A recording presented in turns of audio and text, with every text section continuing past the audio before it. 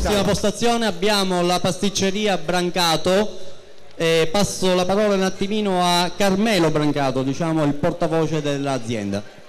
Salve, oggi vi volevo presentare un dolce bicchiere, che non so se già avete assaggiato i bicchieri che abbiamo fatto girare durante la giornata.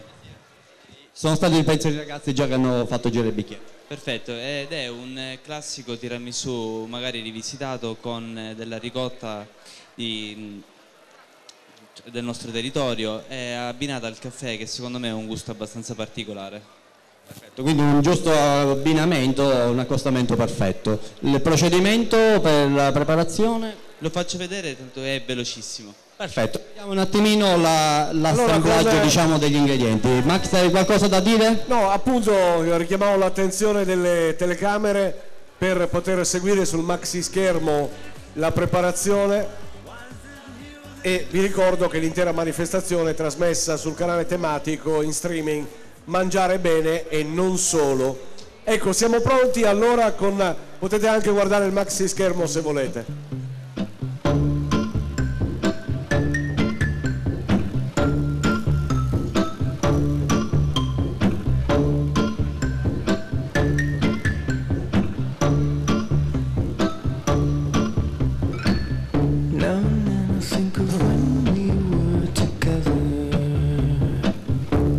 Quindi stiamo vedendo un attimino l'assemblaggio. Ho messo prima la ricotta e adesso?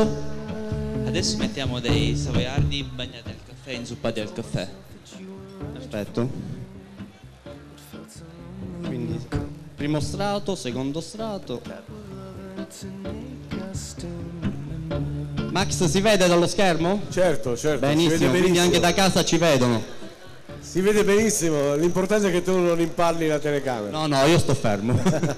C'è Fabio, il tecnico nostro, ogni tanto mi fa degli sguardi un po' particolari.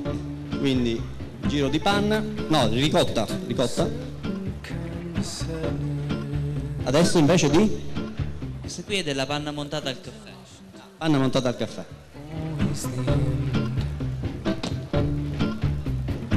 So when we found that we could not make sense, well, you said that we would still be friends, but I'll admit that I was glad it was over.